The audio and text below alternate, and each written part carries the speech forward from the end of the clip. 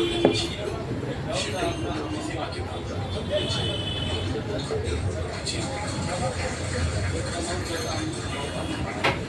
আপনাদের প্রত্যেক জীবনের স্বপ্ন সফল,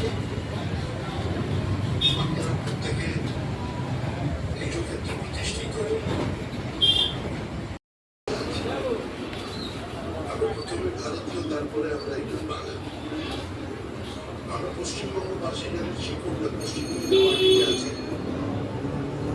আজকে শুধু বারো ভাষা পশ্চিমবঙ্গে বাস করে বাংলা ভাষায় কথা বললেই কোনো অর্থ নেই।